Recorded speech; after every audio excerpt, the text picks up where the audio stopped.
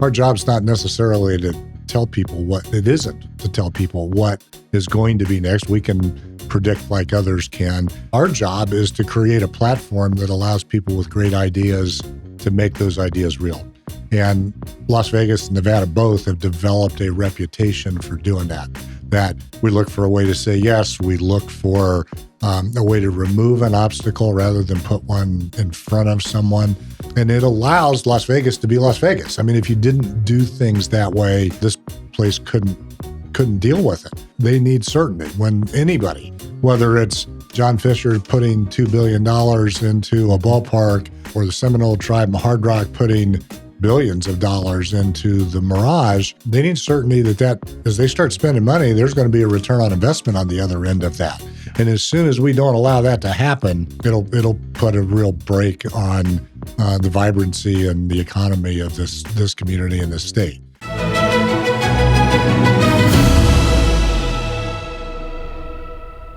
Hi, and welcome to Nevada Means Business Podcast, a podcast brought to you by the Department of Business and Industry. I'm here today with Steve Hill, the CEO and president of the Las Vegas Convention and Visitors Authority. Steve, how are you? I'm great, Chris. How are you? Good. Thanks for being here today. So much to talk about. A lot going on in Southern Nevada, and I'm really excited to have you in today and just appreciate you spending time with us. Yeah, sure. I appreciate the opportunity to be here. It's good to see you. Yeah, good to see you as well. So let's dive right in. You know, a lot of the news coverage in the last 6 months has not really been favorable to Las Vegas, especially in the social media realm with the reduction in tourism. And yet we see with that reduction, I think it was 7.5% last year over the previous year. We see that, but we also see gaming revenue up. So what's going on in the market? How's it shifting and adjusting now? You know, as often happens, frankly, in social media, whatever storyline is out there just gets exaggerated, overblown, and that's kind of the same way here. You know, we've gone 35 years where we have gone through crises and then recovered from crises and then had another one. And, you know, you can look back to dot-com busts and 9/11 and great recessions and COVID. This is nothing like that. It's a downturn. The economy for some has gotten tougher in the country. And even if it hasn't hit them yet, they're concerned that it might. So you see consumer sentiment numbers are, you know, sometimes at an 80-year low. And that affects the decisions that people make. And we're a very discretionary destination. And so, you know, people who are having to live on a budget, who are thinking about, you know, making sure where their next paycheck's coming from, are a little more reticent to travel. The upper portion of the market's doing great, and that continues to set records. And, you know, I'll also say the comparison from 25 to 24 and 23 is pretty tough because 23 and 24 were such great years. And so we're down a little bit from those years, but it is not the end of Las Vegas as we know it. Yeah. Well, and I appreciate the historic perspective there because you would know, given your background in economic development. I'm old, is that what you mean? Yeah. Yeah. You've lived through all that history, yeah. But in that perspective, I think is important. You know, one of the things that we look at as a regulatory agency is kind of how the economy is doing, what's going on in the region, and, you know, what we need to do in terms of responding to that growth and making sure that we're not, you know, getting in the way of the growth, but we're keeping everybody safe. And the nexus that I have there is the Nevada Transportation Authority, for instance. But one of the things I thought would be good to do in this segment, because your segment is part of a broader segment we're doing on transportation in Southern Nevada and kind of what's coming. But I wanted to start and kind of unpack the economy a little bit and what you're seeing in your position, especially when it relates to the convention industry. And you know, we have new growth. Like we have the Mirage being turned into the Hard Rock. I'm watching the guitar go up. You know, that's pretty cool. Yeah. And we have A's coming with the Bally's property. And I remember a time where there was a lot of question about, well, we're not going to build anything big on the Las Vegas Strip anymore. And here we are. We always seem to find a way to continue to have that capital investment into the Strip corridor. And if you can talk a little bit about that and kind of what we're seeing there and maybe project a little bit 3 years down the road here and what we can expect. One of the things that I say a lot, and obviously I was in government for 7 years and I really still am, our job's not necessarily to tell people what it isn't, to tell people what is going to be next. We can predict like others can. Our job is to create a platform that allows people with great ideas to make those ideas real. And Las Vegas and Nevada both have developed a reputation for doing that. That we look for a way to say yes, we look for a way to remove an obstacle rather than put one in front of someone. And it allows Las Vegas to be Las Vegas. I mean, if you didn't do things that way, this place couldn't deal with it. They need certainty. When anybody, whether it's John Fisher putting $2 billion into a ballpark, or the Seminole Tribe and Hard Rock putting billions of dollars into the Mirage, they need certainty that as they start spending money, there's going to be a return on investment on the other end of that. And as soon as we don't allow that to happen, it'll put a real brake on the vibrancy and the economy of this community and this state. We're excited about the number of things that are coming, and some things I think are coming I can't necessarily talk about yet. You know how that goes. Right. We continue to see that the future is bright for Las Vegas. It's hard right now to make kind of a standard, and I say standard, that's underselling what everybody is building, but the integrated resort that we have been building is a tough thing to make pencil right now. Interest rates are a little higher. Construction costs are substantially higher, and getting a return on investment that provides value to a publicly traded company is tough. And so I understand the concern around that. It's easy, it's quick, that we can help reduce the costs as much as possible, and that we provide customers an opportunity for them along the way. Yeah, it's a great point. And I'm thinking about, although we all think that Nevada's special because we're partial, everything has to pencil. It's a business case. And I think that sometimes is often forgotten in some of the discourse that happens around economic development and how we approach economic development as a state, and ultimately the policies that we put in place. Now, I know the Strip's a little different, but in holistically thinking, though, that matters, right? It's the business case that makes the decisions about where companies will land. Yeah. And thank you for that, and kind of the brief overview, kind of where the Las Vegas corridor is going, or I should say the Strip. And I want to speak more about the corridor and the conveyance of folks in and out. The airport expansion is one that's been on the books for a long time. Is that still on the table? Is that still moving forward? Is there any change with the Trump administration coming in with respect to where that airport and the timing of that airport may be? Yeah, well, that's really a two-part question. One is the renovation and expansion at Reid International Airport, we think is really critical. The expansion of that and what the airport has in mind is right now there are 39 gates. They're going to go to 65. They're going to do it in a sequential way where they don't reduce capacity, don't tear everything down and rebuild it all at once. It's a long process. Yeah. I mean, it's going to take another decade to get that done, but you can see them starting to take those steps now. As you drive into the airport, there's some construction going on to the east. They're moving a retention basin from on the property to east of Paradise there so that they can make room for that. It takes a number of steps in order to get that done. And there's other things they need to do on the airport, and that will help significantly. Along the way, they're also obviously looking at Ivanpah again and the potential for an airport 35 miles south of town. That's a very, very difficult thing to do, but they're going through the environmental assessment now. That'll take a couple of years. And they'll have an opportunity to make decisions on whether to move forward with that as they reach those milestones. So that next decision is probably a couple of years out. If the city continues to grow, it is probably clear that we're going to have to do something else. One of the things that I've talked about a little bit, though, is I don't think it's smart to assume that transportation is going to look like it does today 30 years from now or 50 years from now. And that airport is a 30 or 40 or 50 or 80-year decision to make. It's a $20 billion maybe decision while we're making it. Brightline and what it portends, I think, is an important thing to look at. Regional transportation can be replaced with things that are not flight. If you're going 1,000 miles, that's pretty tough or more. If you're going across the ocean, you're not going to take a boat. It's pretty much the only option we have. But if you're going 300 miles, which a lot of our flights do, there are alternatives. And so maximizing those while we are considering what to do on the air side, I think matters and is a smart thing to do for any number of reasons. Yeah, that makes a lot of sense. And I appreciate you bringing up Brightline. And we have got so much going on in the technology space with Boring coming in, Brightline eventually coming online, and then the airport adding gates and doing what they're doing and modernizing. One of the things that we're looking at very closely at business and industry is autonomous vehicles. We have Zoox and Waymo and many others trying to come into the market, and that's changing how folks get around in We've Las got them Vegas. all on the convention center site. It's fun. Yeah, right.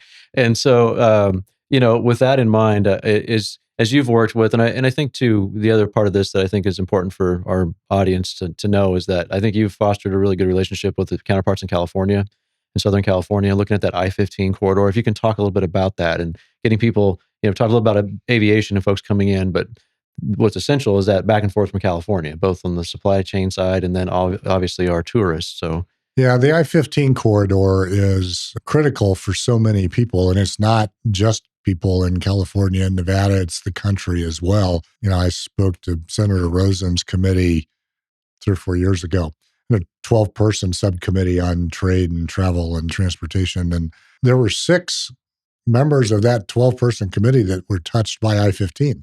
It is the corridor coming out of the ports of Long Beach and LA. And that's such a critical freight path. And I talk about the corridor, that's rail and that's the roadway both. It'll be Brightline when they get up and running as well. And we're supportive of the expansion, the improvement of all of that. But as everybody who lives here or in Southern California knows, Las Vegas is a pretty great place to attract people to drive up and back on I-15 some days, Right. And that's not a great situation for us. It is a dangerous situation for Nevadans and Californians who are on the road in California very often.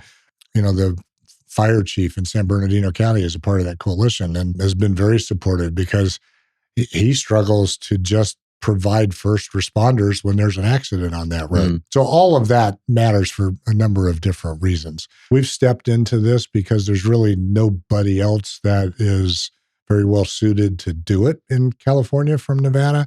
So we've reached out to our friends there and put a coalition together of, we just kind of went around and asked, do you care about I-15 and what's going on? And they do. But that effort had not been consolidated. And they're taking the lead on it and have done a fantastic job. It's, the Port of LA and the Port of Long Beach. It's organized labor and from all different varieties of trade labor, contractors and developers and the almond growers of California and the dairy farmers of all of those folks need I-15. Mm-hmm. We're, getting citizens involved and chambers involved and just putting a spotlight on the fact that there hasn't been investment there in 30 years, maybe longer, and it needs to happen. And we're talking to the federal government about help with that. I think we're making some progress. We're in the middle. We've started a feasibility study in partnership with Caltrans. Wood Rogers is an engineering firm. They're doing the work, and they are examining different projects that could potentially be built on I-15 that would help resolve the congestion and the safety issues and really improve the environment while we're doing it. It's going to take work, going to take time, but I think we're making progress. Well, it certainly sounds like it, and it's a good alignment, kind of everything progressing at the same time, even though the schedules may be a bit different, with the airport potentially out at Ivanpah, Brightline coming online, the engagement in Southern California. It's good to hear about the buy-in. I think often some folks will just conclude that they don't really care about what's going on in Vegas, but when you start to look at those trade corridors and the importance of being able to move freight out of Long Beach and across into the Midwest and beyond, it really is an important corridor for the country. So well, and in fairness, the folks who thought that were probably right in the past. I mean, it was like, that's your problem, and it happens to be in our state, but we're not really going to do anything about it. But that neglect it has caused that stretch of I-15 to be the deadliest stretch of interstate in the United States. Yeah. And that needs to get fixed because it involves the lives of people who have to use that road. There aren't alternatives to I-15. They see that and have said, yeah, we think that's right. Let's go do some work on it. Well, that's great. And I want to return to this theme about technology. And you've always been really forward-leaning and leaning into technology and disruptors and coming into different markets over the years, at least as I've worked for you and seen kind of how you operate. And I think you've embraced a lot of technology at the convention center. So As you look at kind of the landscape of Southern Nevada and this new autonomous systems coming in, and if you can kind of project out, what do you think that's going to look like in the future here? That conversation probably ought to start with the boring company, right? Which we've been working with for 8 years, and I think it is the way that we solve congestion problems in the resort corridor. I think once we do it in the resort corridor, we have the potential to do it out into the community and allow people to get back and forth to work, back and forth to the Strip. But that resort corridor system has to get built first. We've had it up and running at the convention center for about 4 years now. And it's been great. They are fantastic operators. We've had no issues from an operational standpoint. Huge capacity, makes a real difference. Everybody loves it. It's the highest scoring experience we have. They still at times act like a startup construction company, and we, all need to try and corral that and make them build the thing the right way. Right. And they agree with that. But from an operations standpoint, it's fantastic. And they're willing to, and have committed to building that infrastructure at their expense, as long as they can charge a fee for riding in the car that is somewhere between what it costs to ride a bus and what it costs to ride an Uber. So it's an inexpensive way to get around. It's going to be quick. You're not going to have to stop. Lanes are, if you're going north-south on a lane and there's an east-west lane, they won't pass at the same elevation. So you won't have to stop at an intersection. You'll be able to exit onto that intersection if you want to, with a ramp, kind of like an underground highway system. It's the affordable capacity that we need in Southern Nevada. So we continue to push that forward and need to make that work. From an autonomy standpoint, there's been a lot of movement in the past just couple of years. Yeah. 2 or 3 years ago, I wasn't sure we'd be where we are today. But you look at what Zoox doing, you look at what Waymo has accomplished, and now they're moving here to Las Vegas. The number of those, VAY is out there with kind of a different twist on this. That's all moving pretty quick. And now, Tesla and Robotaxi have, started in Austin. They're testing autonomy in our system at the convention center, which is when you build your own system and it's just your cars in it, it's probably the easiest environment you could find. Yeah. Well, I think that's an important point too. I mean, what's not lost on me is that, boring started here, and that means something. It means something for Nevada. And over the years, I think back and all the work that was done in economic development. And, I think for a while we were tracking those firsts because Nevada continually had a lot of firsts. Yep. And that signals to the rest of the country that we are a state that's open to, one, doing business, but also open to innovation, and understand that there's a system that develops, or an ecosystem, and companies that are disruptive, that are changing the industries that they're in. They're moving fast, and often that comes with some challenges. And I think we as a government entity should be partners in helping navigate that, solve those problems, and getting to the successful outcomes that everybody desires. Thank you for that, and kind of the explanation of what's going on there on the convention center property. I want to ask a little bit, I walked through the CES just this last month. And one of the things that struck me was that, previous CESs, I felt like everything was just piled on top of one another, and walking through and just, with the crowds and the moving of people. And one thing that struck me as I was walking through the new expansion was that was the reason why everything was spread out. There was more room for everybody. And not that there was fewer people, but just that there was a better utilization because there was more space. So if you can talk a little bit about your initial plans coming in and finishing out that expansion, and then what's next for the physical property. Well, yeah, we have now completed the expansion, which is about $1 billion, and completed the renovation of the north and central halls for about $600 million. And originally, when this was conceived in 2015, we thought $600 million, and probably back then it would have also renovated the South Hall. The reason we are on budget is because we eliminated the South Hall from the budget, and it didn't cost $840 million. It only cost $600 million. So we still have work to do at the South Hall, and that is the majority of what we have left. We had a board meeting this morning, and we were kind of going through the last month's shows. And we had World of Concrete in the building, and that was North, Central, and South Halls. And in addition to World of Concrete, at the same time, we had another 20,000 person show in the West Hall. And then 2 weeks later, we had AHR, the air conditioning heating show with 55,000 people in those buildings. And we had the National Auto Dealers Association at the same time. And the thing I pointed out to our board this morning was, we're not giving you renovation updates from a construction standpoint, but we're giving you renovation updates and expansion updates in the form of shows, because the and part of those wasn't possible before. World of Concrete was a full facility show before we opened all of the convention center. And now, instead of the 60,000 people that we have at World of Concrete, we have 80,000 at two shows. And then the next 2 weeks later, AHR is 55,000, another 25,000 at NADA. That wasn't possible to have at the same time either. You had to split those up. And that is why we expanded the convention center. We were turning customers away.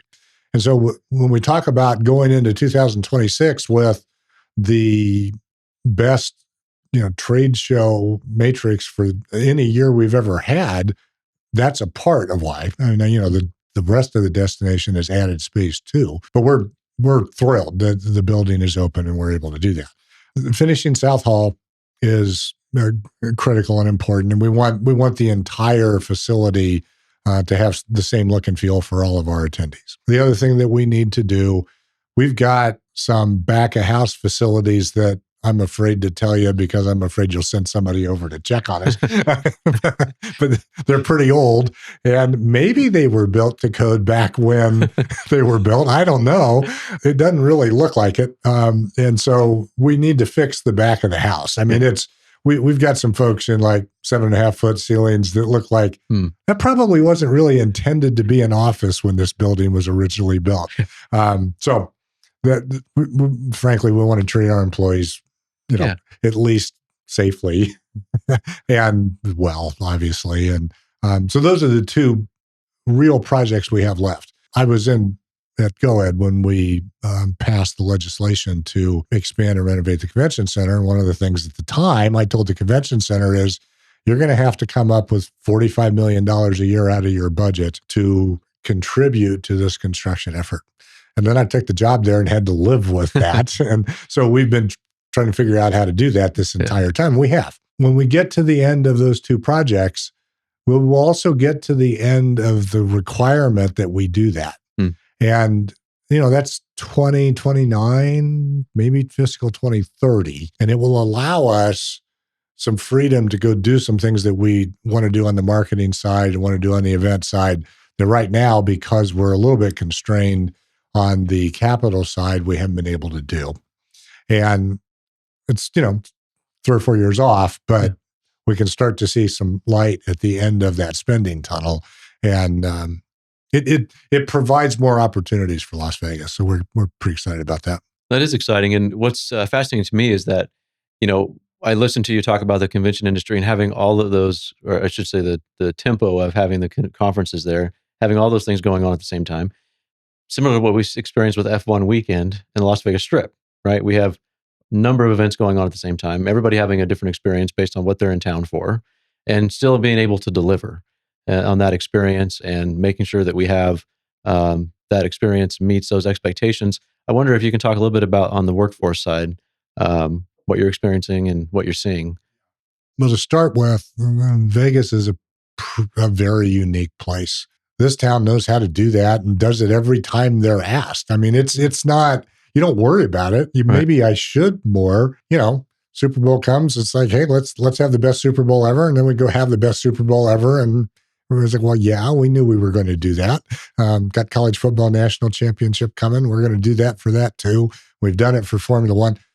First year probably wasn't the best Formula One ever, but we're getting there. This city has just a remarkable depth and breadth of talent to pull these things off. I mean, what Freeman and GES and the contractors do that set these shows up and tear them down. And, it's amazing. World of Concrete this week, a week to tear down, set up something else. And the next week you've got a different 55,000 person show in the same place. It's remarkable. It really is. Yeah. And at the scale we do it, it's kind of mind-boggling. I think every industry struggles with the last 5 or 10% of their workforce. And we do. We all do. maybe that's just the way the math works, the way the supply and demand curve works. Somebody brought this up on stage with me a few months ago, and I said, yeah, we've been having that conversation for the entire 38 years I've been in town. It just kind of is. On the other hand, we need to keep working to fix it, because if we don't, it will get worse, and we still have hope that it'll get better. The concern, I know you share, the jobs that we have and the people that we have to fill them, there's a mismatch. Right. And that's a pretty common thing. But that mismatch now has the ability to widen, because the jobs of the future are going to be so technical. We may replace some office jobs, for example, but we will create jobs that AI requires, for example. Right. But we need to be able to retrain people to move up the value chain in the job market for their good, for the state's good, for the economy's good, and to make sure that gap doesn't widen. Yeah, and you went kind of right to where I was going to go next, which is the skills gap. And because of these new language learning models and AI coming on, I mean, we're all still trying to navigate that skills gap too. Yeah. I mean, I think it's still relatively a novelty for a lot of folks as they try to figure out how to apply it. And I was really young when this happened, but when the internet came on and everybody's trying to figure out, well, what do we do with this thing called the internet? And I think this has a greater potential for disruption because of what it can do in replacing people. And I think that's exactly right. And as we see, new companies coming in with new demands, and one of the things that I'm focused on, because we have apprenticeship programs here through our labor commissioner's office, is making sure that we're on the edge of those things, the cutting edge, and trying to keep up as best we can. I mean, government's not really good at being on the edge of where technology is. I mean, sometimes I scratch my head with you talk about having 7-foot ceilings, and I'm working in 1999 technology sometimes in some of these agencies. Yeah. I mean, it's just the nature of what we do in government. But those gaps are only accelerating, and they're going to get bigger. The chasms are going to get bigger there because of how fast this transition's occurring. And so, as you're looking at, and this is more of a broader question, not necessarily kind of LVCVA related, but because of your experience and kind of being on the forefront when, we were talking about autonomous systems in aviation, and then, seeing Nevada, first license for autonomous vehicle, and here we are a decade later from much of that activity, give or take. Do you think that we kind of got it right in terms of economic development in those early years, and kind of mapping and planning where the state would be, and what do we still need to be focused on? Probably a question that somebody else ought to answer and not me necessarily. We got it right in Northern Nevada. I saw Governor Sandoval over the weekend, and we were talking about it a little bit and reminiscing a little as we all get a little older. When Tesla came along, Apple came along, we were worried about Reno becoming the next Atlantic City. Yeah. I remember the headlines. Yeah. And the paper was comparing it to Detroit in the auto industry, but the more accurate analogy really was Atlantic City, where Atlantic City was the entire eastern half of the United States until they had competition in that area, and it became a locals market. And a locals market is not going to keep an economy alive. And that was the same thing that was happening in Reno. And that wasn't going to change. There's not a way to change the tourism and hospitality industry in Reno to turn it back into, a Western Goliath. And so we needed a different kind of economy up there to drive the region forward. And Tesla came along and has done that. It was well worth doing. It has changed the trajectory of that part of the state. And then the community, Elon, everybody did such a great job around that catalyst to just keep adding things to it. And now it's a tech hub and a place that the country looks to for that. And it's doing exceptionally well. And I will point out, I did the other day in a speech, that the Southern Nevada used to subsidize Northern Nevada on a relatively regular basis. And now, really, it is the other way around. They're doing better than we are. And that balance has changed somewhat. So that matters. We didn't make the same kind of headway in Southern Nevada. We did some good things, but there remains, I think, the challenge of finding what are parallel and maybe never equivalent economic sectors like tourism and hospitality, but things that we are known for in addition to tourism and hospitality that have enough scale that they make a difference to how the economy is doing in Southern Nevada as well. And, I keep looking for those opportunities and trying to help where I can because I still think that matters. Yeah, absolutely. Well, thank you for that. And, it's interesting too. I remember back in, I think it was 2009 when NAIOP came out with the study that said there wasn't enough warehousing and distribution here in Southern Nevada. And, the market responded and we built out a lot of warehousing and distribution. And, and I think there's still opportunity in that sector, if you will, and maturing that and seeing what other avenues we can build on top of it. So, I appreciate that perspective. And I think, as we wrap up the podcast, I have one more question for you. And I think this is the year where the league, the NBA, will be taking a vote on whether or not Las Vegas is the next place for an expansion team. And I have to ask you, what do you think about that? What are our odds? Well, and I should caveat the answer before I give it, because in the conversation, in a very peripheral way, I don't have any real insight into what the NBA is thinking, what the commissioner's thinking, other than what I've read with everybody else. But what I know, as everybody else does too, is there's no better place for the NBA to be than Las Vegas. Right. And the commissioner sure seems to agree with that. He keeps talking about us. We've got a great relationship with the NBA. They're here for the summer league. They're here for Olympic training. They're here for U.S. national team training. We've hosted the first 3 years of the NBA Cup in-season tournament. It's a basketball town. It has been since I moved here. So, yeah, it just, you've got LeBron James wants to bring a team here. You got Magic Johnson wants to bring a team here. You have Bill Foley wants to bring a team here. Everything's here. I don't see any reason that this shouldn't or won't happen. Yeah, great. Well, I think that's awesome. And I'm looking forward to being able to take the kids to a basketball game. Absolutely. Yeah. Well, thank you for your time. Appreciate it, Steve. Thanks for having me.